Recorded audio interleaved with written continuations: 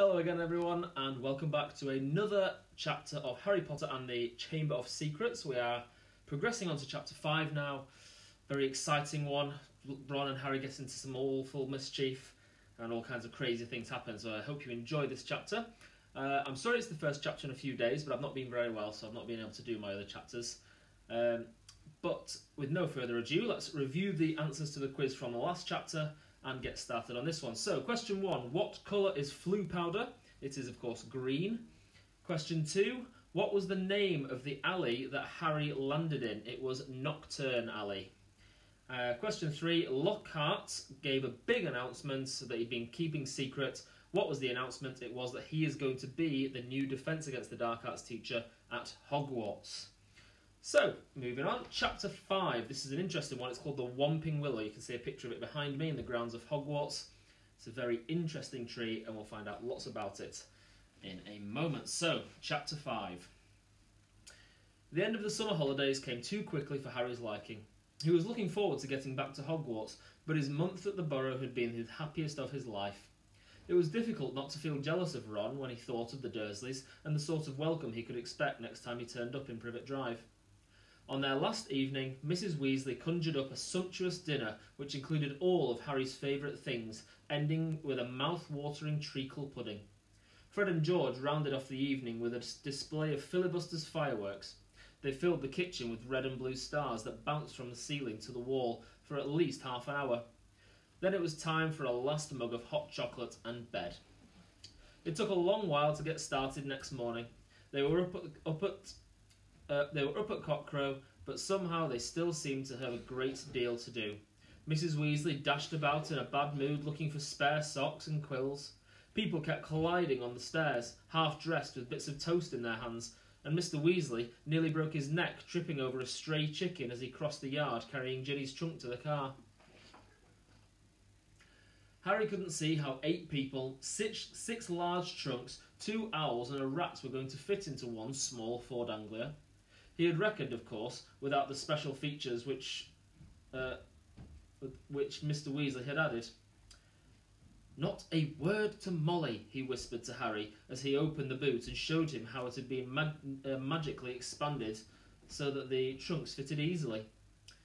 When at last they were all in the car, Mrs. Weasley glanced into the back seat, where Harry, Ron, Fred, George and Percy were all sitting comfortably side by side, and said, Muggles do know more than we give them credit for, don't they? She and Ginny got into the front seat, which had been stretched so that it resembled a park bench. I mean, you'd never know it was this roomy from the outside, would you? Mr. Weasley started up the engine and they trundled out of the yard. Harry turned back for a last look at the house. He barely had time to wonder when he'd see it again when they were back. George had forgotten his box of filibuster fireworks. 5 minutes after that, they skidded to a halt in the yard so that Fred could run in for his broomstick. They had almost reached the motorway when Ginny shrieked that she had left her diary. But by the time she had clambered back into the car, they were running very late, and tempers were running high. Mr. Weasley glanced at his watch and then at his wife. "Molly, dear." "No, Arthur." "No one would see. This little button here is an invisibility booster I installed. That'd get us up in the air. Then we fly above the clouds. We'd be there in 10 minutes, and no one would be any the wiser. I said no, Arthur. Not in broad daylight." They reached King's Cross Station at 11:15. Mr. Weasley dashed across the road to get trolleys for their trunks, and they all hurried into the station. Harry had caught the Hogwarts Express the previous year.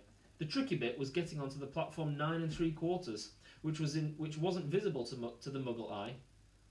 What you had to do was walk through a solid barrier dividing platform 9 and 10. It didn't hurt, but it had to be done carefully so that none of the Muggles noticed you vanishing. "Percy first," said Mrs. Weasley, looking nervously at the clock overhead, which showed they only had 5 minutes to disappear casually through the barrier. Percy strode briskly forward and vanished. Mr. Weasley went next. Fred and George followed. "I'll take Ginny, and you two come right after us," Mrs. Weasley told Harry and Ron, grabbing Ginny's hand and setting off. In the blink of an eye, they were gone. "Let's go together. We've only got a minute," Ron said to Harry. Harry made sure that Hedwig's cage was safely wedged on top of his trunk and wheeled his trolley about to face the barrier. He felt perfectly confident. This wasn't nearly as uncomfortable as flue powder. Both of them bent low over the handles of their trolley and walked purposefully towards the barrier, gathering speed. A few more feet from it, they broke into a run and... crash! Both trolleys hit the barrier and bounced backwards. Ron's trunk fell off with a loud thump. Harry was knocked off his feet and Hedwig's cage bounced onto the shiny floor and she rolled away, shrieking indignantly. People all around them stared and a guard nearby yelled, "What the blaze do you think you're doing?" "Lost control of the trolley," Harry gasped, clutching his ribs as he got up. Ron ran to pick up Hedwig, who was causing such a scene that there was a lot of muttering about cruelty to animals from the surrounding crowd. "Why can't we get through?" Harry hissed to Ron. "I dunno." Ron looked round wildly. A dozen curious people were still watching them. "We're going to miss the train," Ron whispered. "I don't understand why the gateway sealed itself." Harry looked up at the giant clock with a sickening feeling in the pit of his stomach. 10 seconds. 9 seconds. He wheeled his trolley forward cautiously until he was right against the barrier and pushed with all his might. The metal remained solid. 3 seconds. 2 seconds. 1 second. "It's gone," said Ron, sounding stunned. "The train's left. What if Mum and Dad can't get back through to us? Have you got any muggle money?" Harry gave a hollow laugh. "The Dursleys haven't given me pocket money for about 6 years." Ron pressed his ear to the cold barrier. "Can't hear a thing," he said tensely. "What are we going to do? I don't know how long it'll take Mum and Dad to get back to us." They looked around. People were still watching them, mainly because of Hedwig's continuing screeches. "I think we'd better go and wait by the car," said Harry. "We're attracting too much attention." "Harry!" said Ron, his eyes gleaming. "The car!" "What about it?" "We can fly the car to Hogwarts." "But I thought..." "We're stuck, right? And we've got to get to school, haven't we? And even underage wizards are allowed to use magic if it's a real emergency. Section 19 or something of the restriction of thingy." Harry's feeling of panic turned suddenly to excitement. "Can you fly it?" "No problem," said Ron, wheeling his trolley around to face the exit. "Come on, let's go. If we hurry, we'll be able to follow the Hogwarts Express." And they marched off through the crowd of curious muggles, out of the station and back into the side road where the old Ford Anglia was parked. Ron unlocked the cavernous boots with a series of taps from his wand. They heaved their trunks back in, put Hedwig on the back seat, and got into the front. "Check no one's watching," said Ron, starting the ignition with another tap of his wand. Harry stuck his head out of the window. Traffic was rumbling along the main road ahead, but their street was empty. "OK," he said. Ron pressed a tiny silver button on the dashboard. The car around them vanished, and so did they.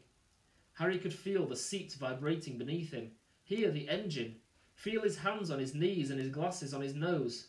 But for all he could see, he had become a pair of eyeballs, floating a few feet above the ground in the dingy street full of parked cars. "Let's go," said Ron's voice from his right.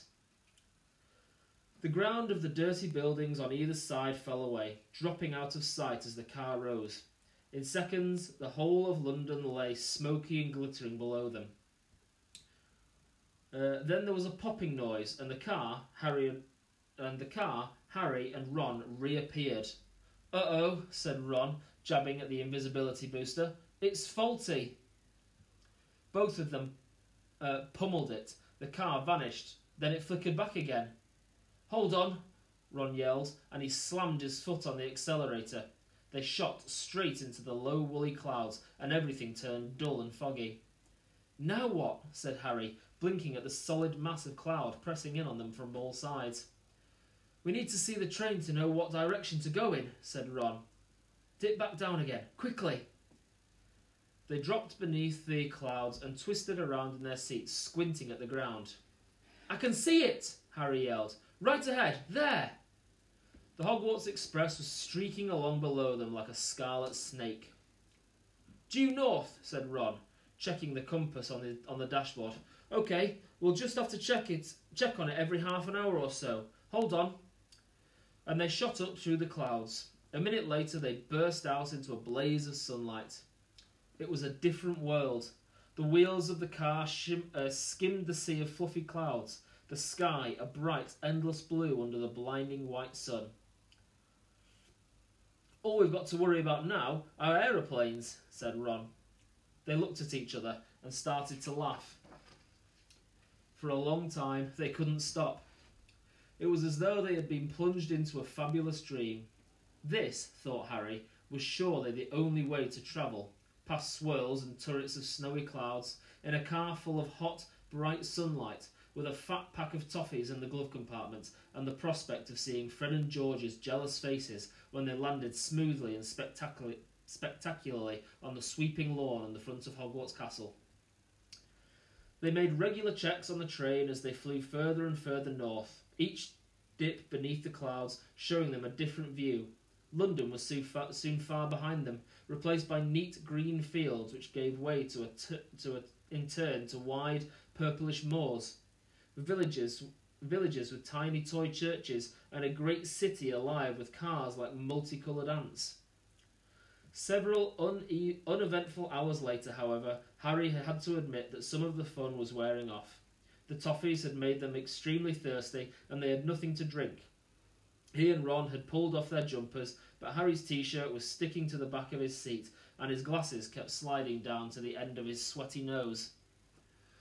He had stopped noticing the fantastic cloud shapes now, and was thinking longingly of the train miles below, where he could buy ice-cold pumpkin juice from a trolley pushed by a plump witch. Why hadn't they been able to get onto the platform 9 3/4? Can't be much further, can it? Croaked Ron hours later still, as the sun started to sink into the floor of cloud, staining it a deep pink. Ready for another check on the train? It was still right below them, winding its way past the snow-capped mountain. It was much darker beneath the canopy of clouds. Ron put his foot on the accelerator and drove them upwards again, but as he did so, the engine began to whine. Harry and Ron exchanged nervous glances. It's probably just tired, said Ron. It's never been this far before. And they both pretended not to notice the whining growing louder and louder as the sky became steadily darker. Stars were blossoming in the blackness. Harry pulled his jumper back on, trying to ignore the way the windscreen wipers were now waving feebly, as though in protest. Not far, said Ron, more to the car than to Harry. Not far now. And he patted the dashboard nervously. When they flew back beneath the clouds a little while later, they had to squint through the darkness of a landmark they knew. There, Harry shouted, making Ron and Hedwig jump. Straight ahead! Silhouetted on the dark horizon, high on the cliff over the lake, stood the many turrets of the towers of Hogwarts Castle. But the car had begun to shudder and was losing speed. Come on, Ron said cajolingly, giving the steering wheel a little shake. Nearly there. Come on! The engine groaned. Narrow jets of steam were issuing from under the bonnet. Harry found himself gripping the edges of his seat very hard as they flew towards the lake. The car gave a nasty wobble. Glancing out of the window, Harry saw the smooth, black, glassy surface of the water a mile below. Ron's knuckles were white on the steering wheel. The car wobbled again. Come on, Ron muttered. They were over the lake. The castle was right ahead. Ron put his foot down. There was a large clunk, a splutter, and the engine died completely. Uh-oh, said Ron in the silence. The noise of the car dropped. They were falling, gathering speed, heading straight for the solid castle wall. No! Ron yelled, swinging the steering wheel around. They missed the dark stone wall by inches as the car turned in a great arc, soaring over the dark green houses, then the vegetable patch, and then over the black lawns, losing height all the time. Ooh. Ron let go of the steering wheel completely and pulled his wand out of his back pocket.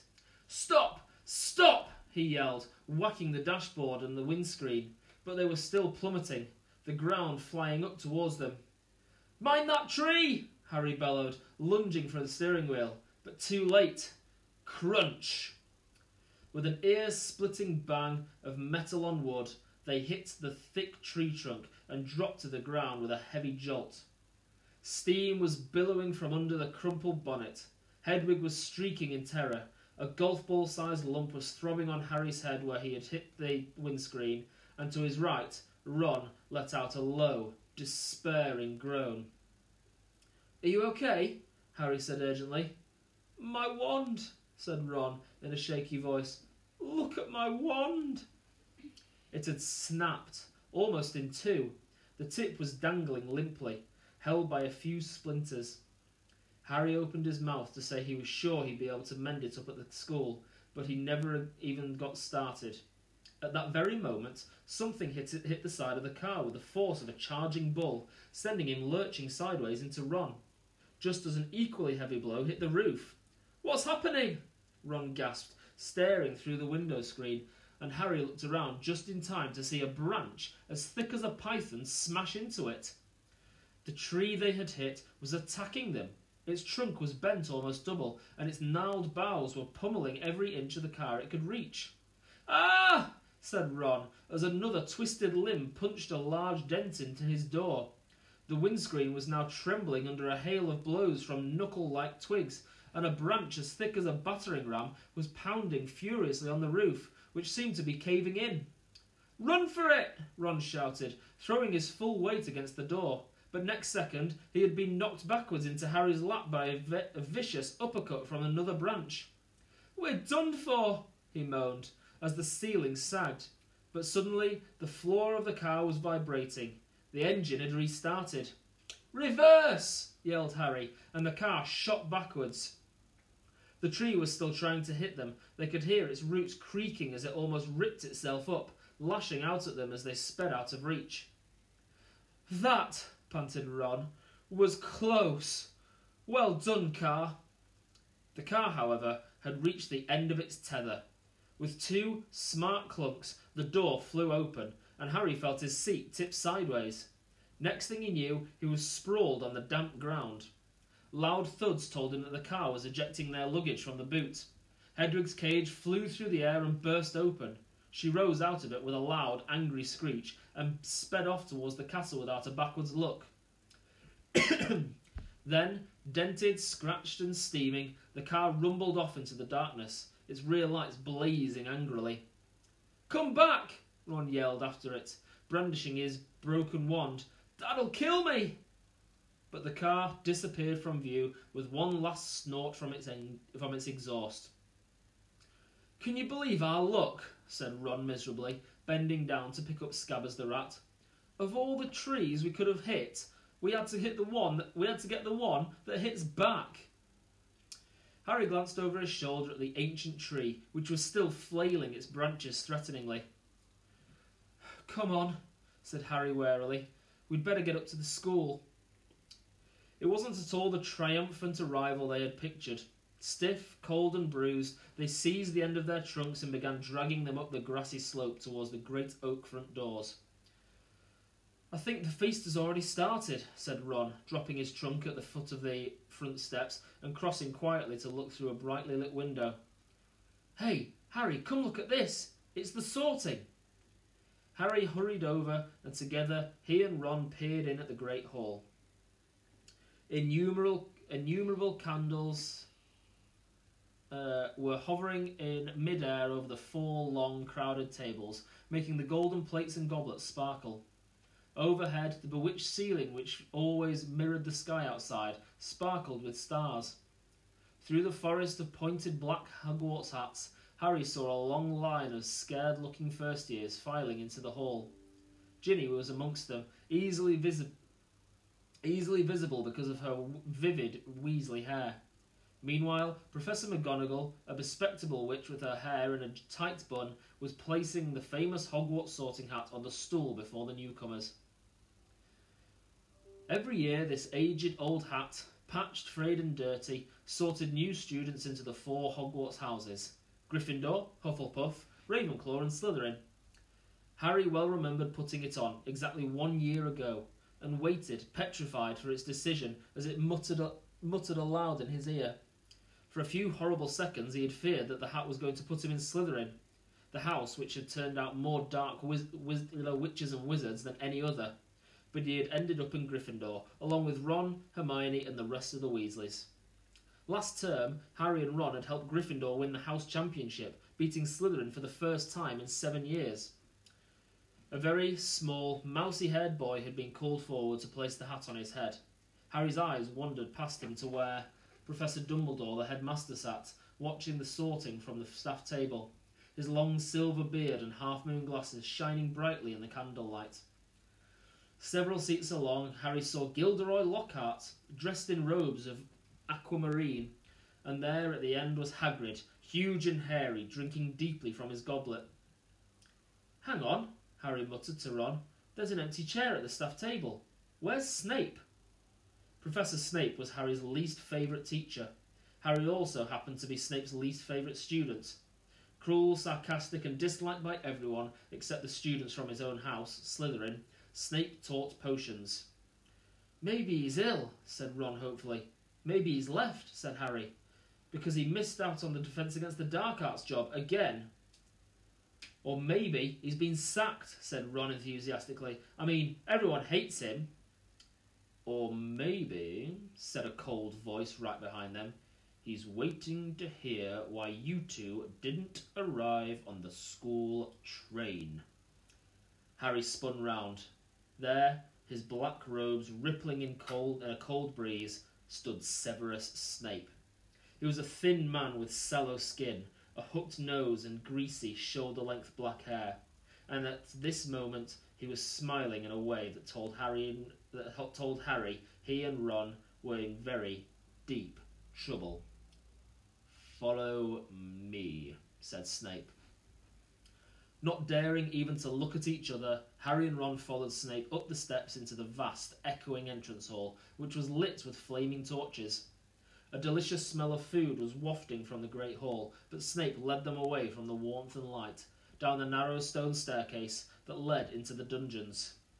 "In," he said, opening the door halfway down the cold passageway and pointing.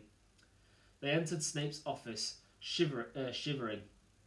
The shadowy walls were lined with shelves of large glass jars, in which floated all manner of revolting things Harry didn't really want to know the name of at the moment. The fireplace was dark and empty. Snape closed the door and turned to look at them. "So," he said softly, "the train isn't good enough for the famous Harry Potter and his faithful sidekick Weasley. Wanted to arrive with a bang, did we, boys?" "No, sir. It was the barrier at King's Cross. Silence!" said Snape coldly. "What have you done with the car?" Ron gulped. This wasn't the first time Snape had given Harry the impression of being able to read minds, but a moment later he understood, as Snape unrolled today's issue of the Evening Prophet. "You were seen," he hissed, showing them the headline. "Flying Ford Anglia mystifies Muggles." He began to read aloud. "2 Muggles in London convinced they saw an old car flying over the post office tower. At noon in Norfolk, Mrs. Hetty Bayliss, while hanging out her washing, Mr. Angus Fleet of Peebles reported to police. 6 or 7 Muggles in all. I believe your father works in the misuse of Muggle artefacts office," he said, looking up at Ron and smiling still more nastily. Dear, dear, his own son. Harry felt as though he'd just been walloped in the stomach by one of the mad tree's larger branches. If anyone found out Mr. Weasley had bewitched the car, he hadn't thought of... Sorry, if anyone found out that Mr. Weasley had bewitched the car, he hadn't thought of that.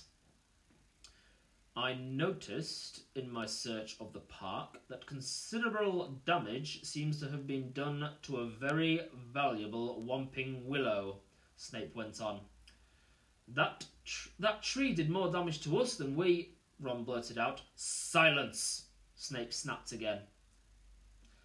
Most unfortunately, you are not in my house, and the decision to expel you does not rest with me. I shall go and fetch the people who do have that happy power. You will wait here. Harry and Ron stared at each other, white-faced. Harry didn't feel hungry anymore. He now felt extremely sick. He tried not to look at a large, slimy something suspended in green liquid on the shelf behind Snape's desk. If Snape had gone to fetch Professor McGonagall, head of Gryffindor House, they were hardly any better off. She might be fairer than Snape, but she was still extremely strict. 10 minutes later, Snape returned, and sure enough, it was Professor McGonagall who accompanied him. Harry had seen Professor McGonagall angry on several occasions, but either he had forgotten just how thin her mouth could go, or he had never seen her this angry before. She raised her wand the moment she entered. Harry and Ron both flinched, but she merely pointed at the empty fireplace, where flames suddenly erupted. "Sit," she said, and they both backed into chairs by the fire. "Explain," she said, her glasses glinting ominously. Ron launched into the story, starting with the barrier at the station, refusing to let them through. "So we had no choice, Professor. We couldn't get on the train." "Why didn't you send a letter by owl? I believe you have an owl," Professor McGonagall said coldly to Harry. Harry gaped at her. Now she said it, that seemed the obvious thing to have done. I didn't think. "That," said Professor McGonagall, "is obvious." There was a knock on the office door, and Snape, now looking happier than ever, opened it. There stood the headmaster, Professor Dumbledore. Harry's whole body went numb. Dumbledore was looking unusually grave. He stared down his very crooked nose at them, and Harry suddenly found himself wishing he and Ron were still being beaten up by the Whomping Willow. There was a long silence. Then Dumbledore said, "Please explain why you have done this." It would have been better if he'd have shouted. Harry hated the disappointment in his voice. For some reason, he was unable to look Dumbledore in the eyes, and spoke instead to his knees. He told Dumbledore everything except that Mr. Weasley owned the bewitched car, making it sound as though he and Ron had happened to find a flying car parked outside the station. He knew Dumbledore would see right through this at once, but Dumbledore asked no questions about the car. When Harry had finished, he merely continued to peer at them through his spectacles. "We'll go and get our stuff," said Ron in a hopeless sort of voice. "What are you talking about, Weasley?" barked Professor McGonagall. "Well, you're expelling us, aren't you?" said Ron. Harry looked quickly at Dumbledore. "Not today, Mr. Weasley," said Dumbledore, "but I must impress upon both of you the seriousness of what you have done. I will be writing to both of your families tonight. I must also warn you that if you do anything like this again, I will have no choice but to expel you." Snape looked as though Christmas had been cancelled. He cleared his throat and said, "Professor Dumbledore, these boys have flouted the decree for the restriction of underage wizardry, caused serious damage to an old and valuable tree. Surely acts of this nature. It will be for Professor McGonagall to decide on these boys' punishment, Severus," said Dumbledore calmly. "They are in her house and are therefore her responsibility." He turned to Professor McGonagall. "I must go back to the feast, Minerva. I've got to give out a few notices. Come, Severus, there's a delicious-looking custard tart I want to sample." Snape shot a look of pure venom at Harry and Ron as he allowed himself to be swept out of his office, leaving them alone with Professor McGonagall, who was still eyeing them like a wrathful eagle. "You'd better go to the hospital wing, Weasley. You're bleeding." "Not much," said Ron hastily, wiping the cut over his eye with his sleeve.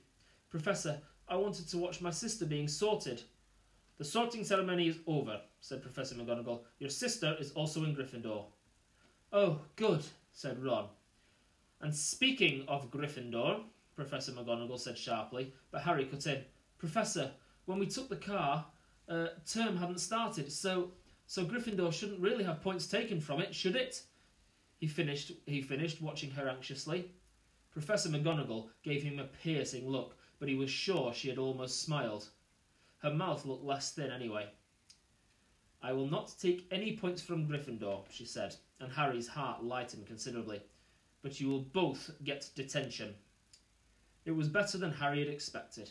As for Dumbledore's writing to the Dursleys, that was nothing. Harry knew perfectly well they'd just be disappointed that the Whomping Willow hadn't squashed him flat. Professor McGonagall raised her wand again and pointed at Snape's desk. A large plate of sandwiches, 2 silver goblets and a jug of iced pumpkin juice appeared with a pop. "You will eat in here and then go straight up to your dormitory," she said. "I must also return to the feast." When the door had closed behind her, Ron let out a long, low whistle. "I thought we'd had it," he said, grabbing a sandwich. "So did I," said Harry, taking one too. "Can you believe our luck, though?" said Ron thickly through a mouthful of chicken and ham. "Fred and George must have flown the car 5 or 6 times, and no muggle ever saw them." He swallowed and took another huge bite. "Why couldn't we get through the barrier?" Harry shrugged. "We'll have to watch our step from now on, though," he said, taking a grateful swig of pumpkin juice. "Wish we could have gone up to the feast." "She didn't want us showing off," said Ron sagely. "Doesn't want people to think it's clever arriving by flying car." When they had eaten as many sandwiches as they could, the plate kept refilling itself. They rose and left the office, treading the familiar path to Gryffindor Tower. The castle was quiet. It seemed that the feast was over. They walked past muttering portraits and creaking suits of armour and climbed narrow flights of stone stairs until at last they reached the passage where the secret entrance to Gryffindor Tower was hidden, behind an oil painting of a very fat woman in a pink silk dress. "Password?" she said as they approached. Said Harry. They didn't know the new year's password, not having met a Gryffindor prefect yet, but help came almost immediately. They heard hurrying feet behind them and turned to see Hermione dashing towards them. "There you are! Where have you been? The most ridiculous rumours. Someone said you'd been expelled for crashing a flying car." "Well, we haven't been expelled," Harry assured her. "You're not telling me you did fly here," said Hermione, sounding almost as severe as Professor McGonagall. "Skip the lecture," said Ron impatiently, "and tell us the new password." "It's Wattlebird," said Hermione impatiently, "but that's not the point." Her words were cut short, however, as the portrait of the fat lady swung open and there was a sudden storm of clapping. It looked as though the whole of Gryffindor House was still awake, packed into the circular room, standing on the lopsided tables and squashy armchairs, waiting for them to arrive. Arms reached through the portrait hole to pull Harry and Ron inside, leaving Hermione to scramble in after them. "Brilliant!" yelled Rue Jordan. "Inspired! What an entrance! Flying a car right into the Whomping Willow? People will be talking about that one for years." "Good on you," said a 5th year Harry had never spoken to. Someone was patting him on the back as though he'd just won a marathon. Fred and George pushed their way to the front of the crowd and said together, "Why couldn't you have called us back, eh?" Ron was scarlet in the face, grinning embarrassedly, but Harry could see one person who didn't look happy at all. Percy was visible over the heads of some excited first years, and he seemed to be trying to get near enough to start telling them off. Harry nudged Ron in the ribs and nodded in Percy's direction. Ron got the point at once. "Got to get upstairs. A bit tired," he said, and the two of them started pushing their way towards the door on the other side of the room, which led to the spiral staircase and the dormitories. "Night," Harry called back to Hermione, who was wearing a scowl just like Percy's. They managed to get to the other side of the common room, still having their backs slapped, and gained the piece of the staircase. They hurried up it, right to the top, and at last reached the door of their old dormitory, which now had a sign on it saying, "Second Year." They entered the familiar circular room with its four posters hung with red velvet and its high, narrow windows. Their trunk had been brought up for them and placed at the end of their beds. Ron grinned guiltily at Harry. I know I shouldn't have enjoyed that or anything, but...